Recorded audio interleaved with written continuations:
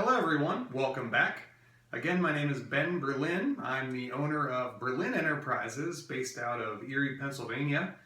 We're a full-service real estate investment company. We buy and sell houses. We buy them in all states of repair. We rehab them. We resell them in all states. I have a bunch of rental properties. Real estate is and always has been the best vehicle for wealth creation. As you're learning in this series that I'm doing, or I hope you're learning, I hope I'm showing, we're going to get into the nitty-gritty of actually how to make money with real estate, how to find deals, how to fund deals, how to farm deals, the 3 F's of real estate. But the first, I guess this is video number 9. So far we're building the foundation, which is one of the most important parts that you can do. A lot of people just want to get right into the nitty-gritty of it, how to make money with real estate, and we'll get to that. Trust me, we'll get to that. But you have to build the foundation first, and that's the most important part. So we start with mindset changes and self-development, spend a lot of time with that, and then we get into business basics, and that's where we are right now. We're in section 2, business basics, and we're in part 1 of section 2. So business basics part 1, we're talking about how to analyze and track our net worth and our budget. The last 2 videos talked about those. Today we're going to talk about how to analyze properties. So this is kind of fun. I'll show you some cool stuff here.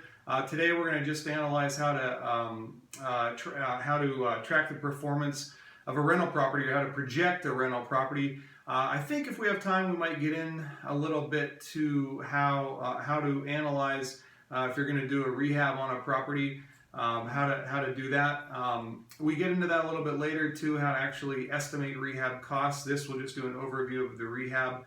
And then I'll show you, probably in the next video, I'll show you how literally if you buy 4 properties now, they don't even have to be the best deals. You buy 4 properties now, when they're paid off in 15 or 20 or 30 years, whatever loan you have on them, you will see how literally you'll have made over $1 million and have up to $1 million in assets sitting there. So very interesting stuff. It's a lot of fun.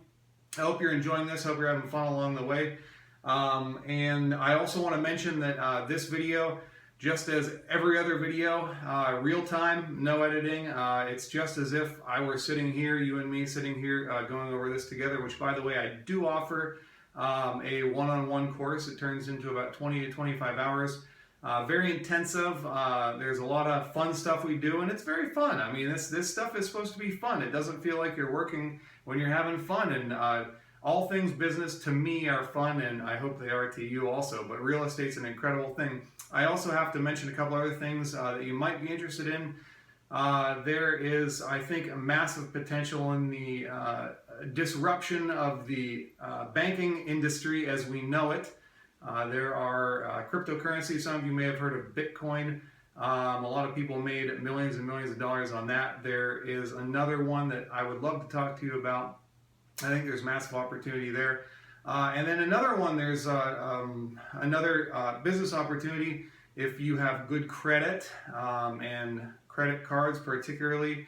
You can make a ton of money using them, actually never making a charge. It's kind of an interesting thing. I always am looking for fun little loopholes in the system where we can make money. So feel free to ask me about that. Again, I'm always available at ben@berlinenterprises.net. I love your questions. I'm already getting a number of questions and inquiries, and it's pretty exciting to me. So keep them coming, folks. I'm always here to help you however I can. I spend as much time as I can helping my students. So let's get started. So what we're going to talk about today is how to analyze a potential rental property. So say you looked at a property and you want to analyze and see if it's going to make you any money. So what we're looking for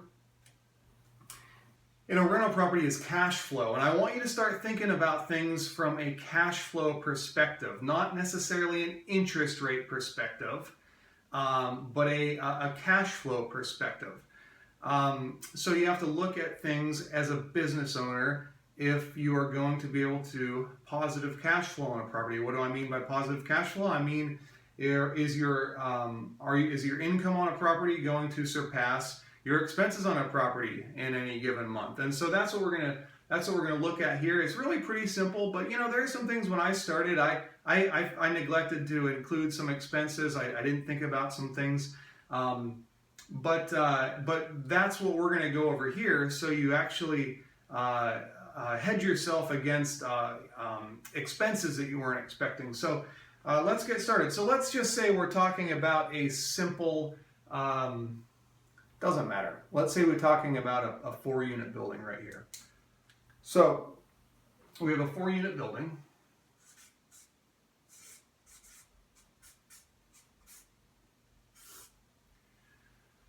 Okay, so the first thing we want to do is list out our expenses on the building. So what expenses are you going to incur when you buy the building? And we'll get into how you can acquire the building. Very often, or sometimes for, I shouldn't say very often, but if you're smart about it, many times you can get into buildings for no money down. Sometimes you might use bank financing and have to put a down payment. I can tell you where to find that down payment, how to account for that.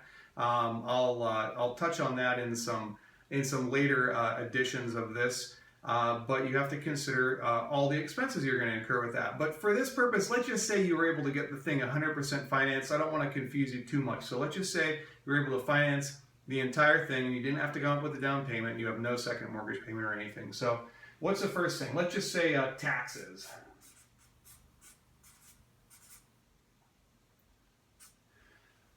Okay, so you buy a property, one of the things you have is taxes. So we'll make numbers simple here. Let's just say taxes are $2,400 a year. And the reason I picked that number is because that makes it out to a nice even $200 a month. And $2,400 a year taxes on a property, that's pretty reasonable. So we'll make numbers very simple, and let's just say the property was $100,000. Let's just say it was $100,000 for a nice 4-unit, which, by the way, I've bought a number of 4 units for much cheaper than that were in good condition, that cash flow very well. But we'll just say a regular old $100,000 4 unit. So taxes $2,400 a year. So we'll do this. This is monthly, by the way, because as we did our budget, remember we showed the monthly expenses. So this is kind of like a budget, but this is per property. So taxes $200 a year. So what's the next thing? Let's say the insurance. And let's say, again, make a number simple. Let's say insurance is $600 a year. That's a reasonable figure. So what is that? $50 a month. Okay, and let's put in the mortgage payment. So what would the mortgage payment be on a $100,000 property?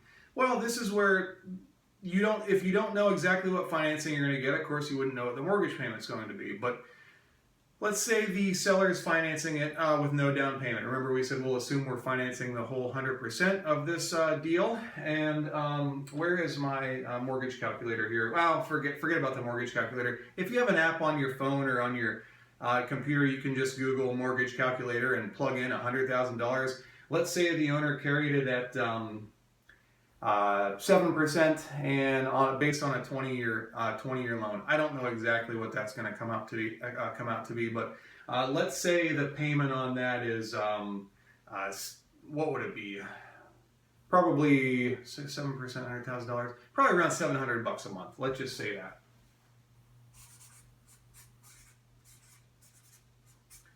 MTG mortgage payment $700. It's probably right around there. You can figure that out. In fact, why don't you do that?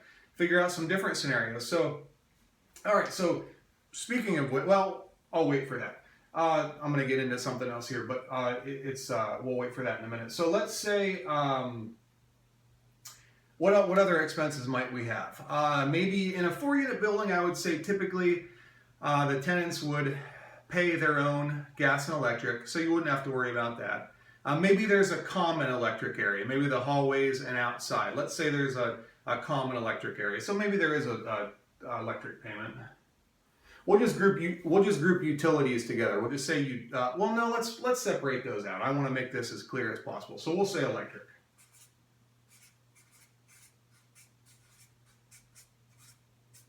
$20 a month.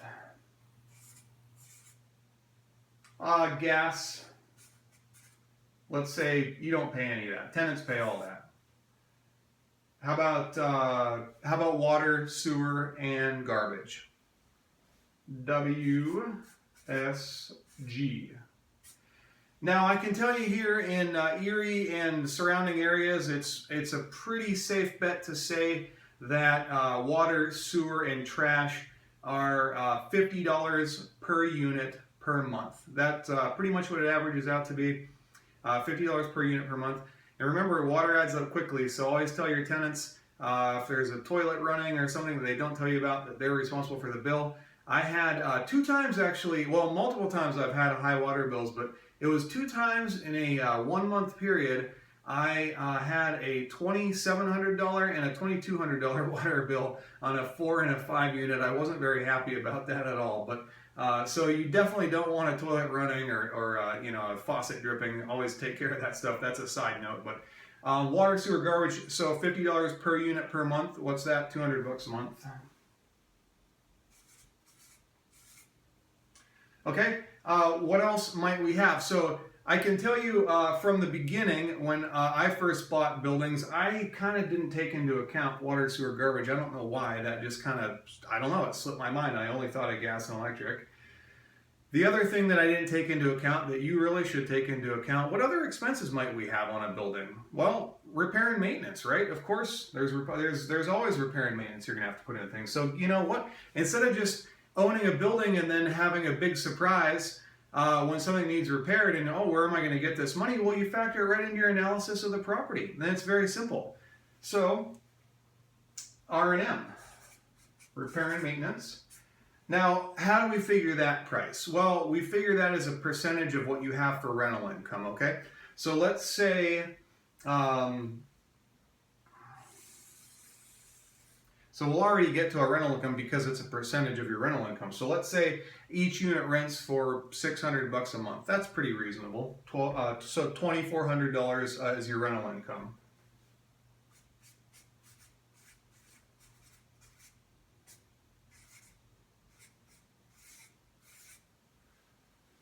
So what's 10%? We'll do R&M. We'll calculate that at 10%. That's historically what I've seen it to be. Now, you know, this is assuming a decent condition property.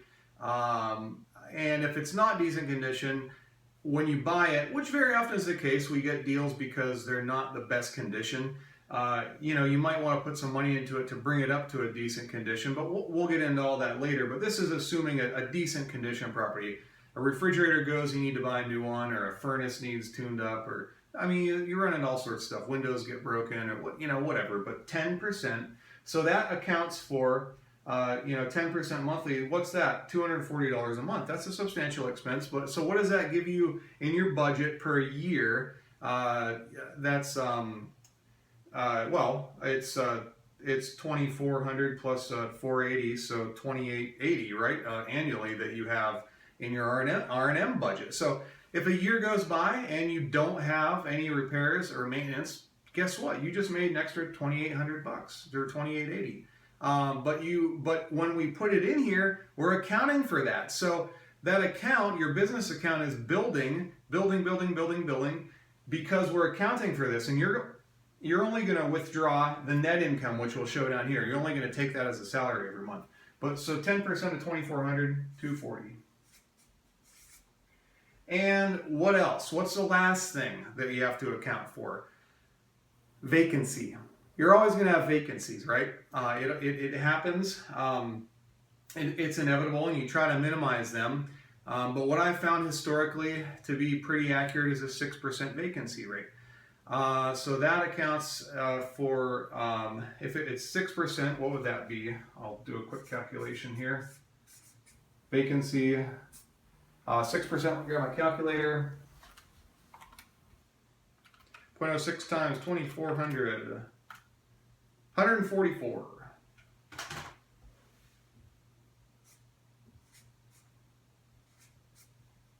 Okay, so actually I need to squeeze I should have made another column here, but this works. Total expenses. So vacancy rate, that's an important one. Again, if you have no vacancies and you have no repair and maintenance, those two, 240 and 144, those will go into surpluses every month until you have a vacancy or until you have a repair. So there's no surprises. There's no surprise. You're calculating it right into the analysis of the property.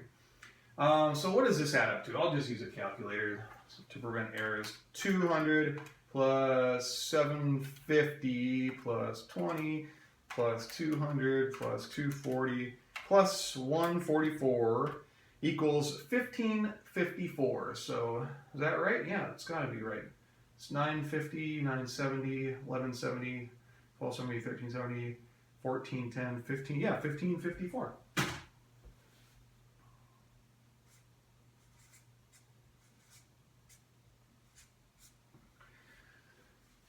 Okay, so total expenses are 1554.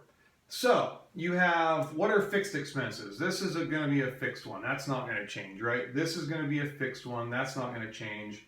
Electric, I mean, that's history. You can look at history, which you can always call the electric company and the gas company and the water company, and they can tell you what the average bills have been historically on that. Just a little FYI, you can always do that. So there's no surprises there. Gas is going to be fixed. Water, sewer, trash, that's pretty much going to be fixed. R&M, that's variable, obviously. Vacancies is variable, but historically you'll find that those numbers are pretty accurate. Now, I'm getting ahead of myself a little bit, but this mortgage payment, once you lock it in, it'll pretty much be fixed, but there can be huge variability in that mortgage payment, meaning when you're offering on a property, say if a seller is carrying financing on a property, this is the biggest factor that you can change when doing your numbers. If depending on the terms that you offer, you can make a huge difference in the mortgage payment. The mortgage payment, it could be $500 a month or it could be $1,500 a month. So a lot of people I know, they say, well, I just want to get this paid off as soon as possible. I just want a 5-year loan on it and get it paid off as soon as possible. And I understand that line of reasoning, but good debt like this, going back to the net worth statement, good debt like this can be very smart because guess what? When you have a low payment, you're paying interest on it. You can write off that interest. You can write off the taxes. You can write off the insurance. You can write off repair and maintenance. You can write off, travel to and from there. And the tenants are paying your property down for you, and you're cash flowing on every month. So what's our cash flow on this property every month? $1,554. And the income is $2,400, so that's 4 and 4, 8, 46, 800 positive, 846 per month. And that is a completely reasonable figure for a 4-unit building, a positive $846 a month. So what does that mean? That means from day one, you can start making money on a investment property, on an income generating asset. Remember we talked about those terms before? Well, now you see why it's called an income generating asset. So meanwhile, what's happening all the while you're holding it? It's appreciating in value, hopefully, if you bought it in a decent area. Not all markets appreciate. I know our Erie market, it's a very slow appreciation. But the rent to mortgage ratio is very high, meaning the rents that you can get for a property are very high relative to the price of the property. Whereas, there's other markets, probably, what's a good example? I don't know offhand. Maybe, Los Angeles, one of the big cities, New York City. You're not going to be able to cash flow like this on properties. Around our areas are very unique in that you can cash flow very well on properties. And there are exceptions to that, everywhere, but we do have a unique market in that you can cash flow very well on properties. But if this number were smaller, and you were preparing your offer, of course, price is always a factor. We assumed this was $100,000. Okay, 100K. So in negotiating an offer, you can negotiate the price, of course, to get this payment down if you need to. Say the rents were lower and this payment was higher, and it made this slimmer. And by the way, I always look for a minimum of $200 net positive per door. When I first started out, I looked for 150 net positive per door. I would be right around there somewhere in that area. I just have tend to want to get a little bit better and better deals as I've progressed. You know, that does that do our criteria? 200 times 4, 800. Yes, it absolutely does. So, you know, keep in mind, when you set up your business, you're going to have a separate business account. Now, if it were me, and everybody runs their business differently, but if it were me, what I would do is I would withdraw that $846 a month and pay it to me as salary. So you can see how easy, if you have 4 of these buildings, you know, now you're at $1,700. Excuse me, you're at $3,400 a month if you have 4 of these buildings, and it's very reasonable to find 4 buildings with you know, that you can get into with no money down that give you $3,400 a month. Now, I don't know about you, but $3,400 a month, I think that there's probably a number of you out there listening that $3,400 a month would actually, you know, make up, you know, what you make as a salary annually in your job. And you have to look at it. First of all, passive income is it's a lower tax rate than ordinary income from a job. And the other thing you have to remember about a business, so passive income is the best. Rental income is the best. It's the lowest tax rate. You have the most write-offs against holds. That's why that is actually a primary reason why it's so good at building wealth. You have somebody else paying on it for you. It's appreciating in value, and you can claim depreciation expense on it. And there's just a whole slew of tax benefits. Depreciation expense is almost phantom cash flow. And this cash flow figure right here, I've done all the calculations on it. I have guessed that this is somewhere around 50% of the true monthly income that you're seeing on that when you take into account taxes and the tax benefits and other factors, and the appreciation and the amortization pay down. Yeah, let's not forget amortization pay down, like I mentioned in previous episodes. Every month that goes by that your tenants are paying this down for you is more equity. What does more equity mean? It means more net worth. Your asset side is going up due to appreciation. Your liability side is going down due to amortization pay down. And so when you have assets going up and equity going down, you have a double whammy effect on your net worth. So, you know, maybe you're starting to see how this can affect you so positively when you start buying investment properties. So, if you have 4 of these properties, $3,400 a month, and, you know, say 15 or 20 years, you have it paid down, paid off, and then you have an asset sitting there that hopefully is worth maybe $150,000 in 15 or 20 years. You owe zero on, and you've made, calculate this cash flow. The rents are going to go up every year. So if you calculate that all out, you'll have well over $1 million. We can scratch some of those numbers in a minute here, but I'm getting excited. I get ahead of myself here, but so this is a factor. Back to, you can adjust the price to get that payment down. What else can you adjust to get that payment down? So I guess what I was getting to, and I jumped to some other subjects because that's what I do. If you had a 8 or 10 year loan on this, like some people are, so they want to get it paid down, they want to get out of debt. But what happens? You know, this payment might switch to, it might triple. It could be a $2,000 a month payment. And so what happens if that goes to $2,000 a month? That goes up $1,400. If this goes, you take $1,400 off that, now you're at a negative $500 cash flow position. That doesn't make any sense, does it?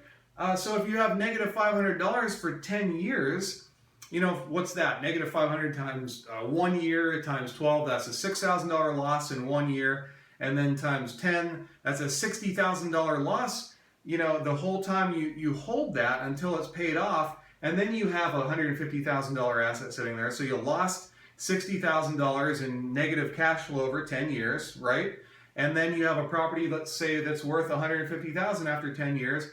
So 150 minus the 60, that's a net 90,000 that you made in that scenario, right? So you made, so that's better than no money over a 10-year period, but it's only $90,000 that you made. So say you have a 30-year loan in this instance, like that would be probably about what that payment would be based on, is a 30-year 30-year loan. So what are you doing? You're making $846 a month. So let's figure this out real quick. So you're making $846 plus a month, okay, times, let's say it is over the course of 30 years. So what does that turn out to be? That's 360 months, 846. And we'll just say that the rents don't even go up, which they will, they absolutely will, but let's not even factor that.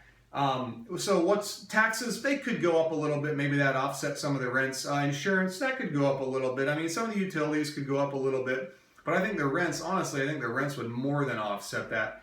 We'll just say it's even, but you know what? This is another cool thing that I've come to the realization maybe a couple years ago I thought about this, but you know what's really awesome, especially with the state of the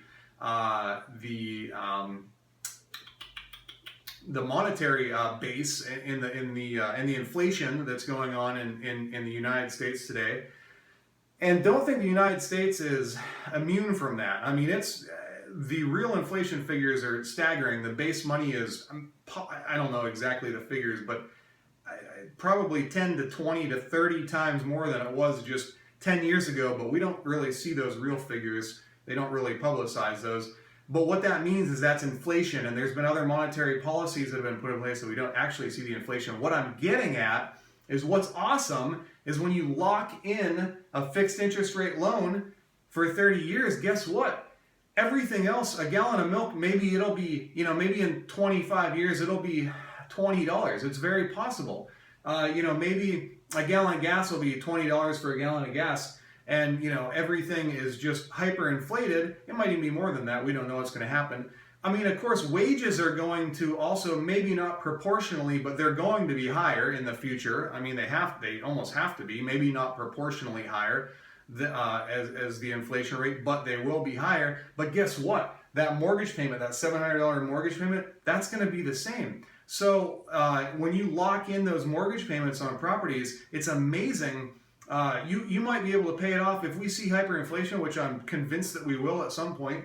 If we see that, when we see that, you might be able to pay off your mortgage in a matter of, you might be able to pay it off overnight, depending on how much it inflates. So then you have that asset sitting there, and real property always has value. But back to this, I just keep thinking of things that I want to share with you. But back to this, so over the course of 30 years, 846 times 360 months, there's 304,560.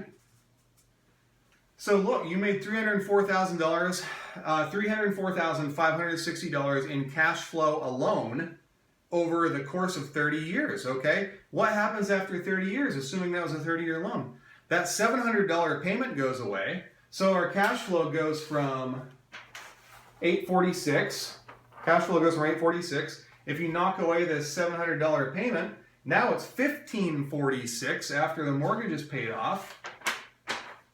So maybe we hold it for another 5 years at $1,546. Okay? Times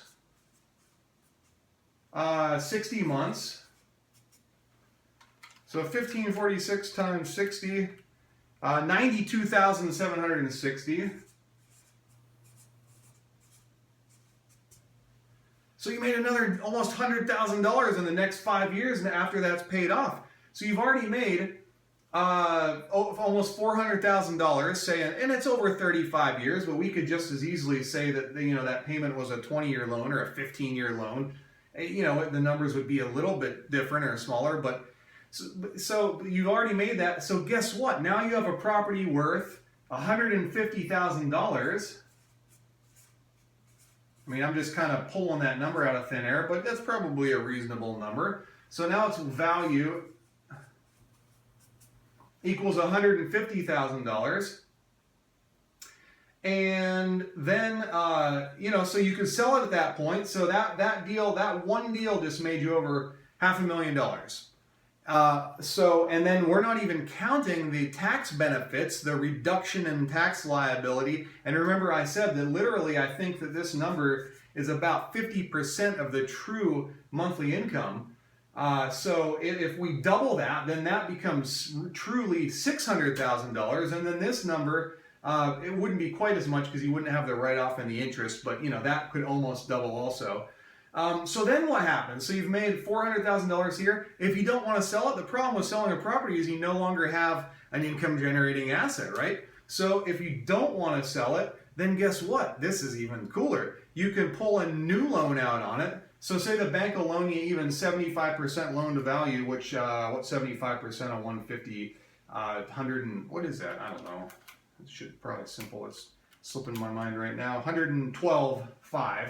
So loan for 112.5. So guess what? That goes into your pocket. And guess what? When you take out a loan on a place and you get 112,500, the sexy part about that is you don't pay any taxes on it at all. When you pull equity out of a building, it is tax-free income.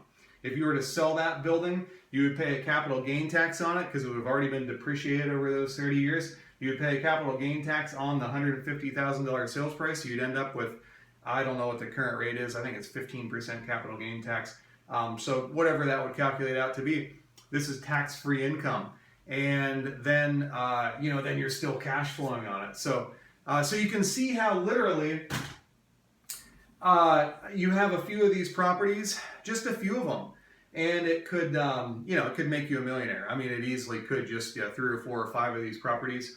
Imagine if you have 20 or 30 or 40 or 50, and you have all this working for you, the amortization, the write-offs, the monthly income on it. You have all this working for you, building wealth the whole time.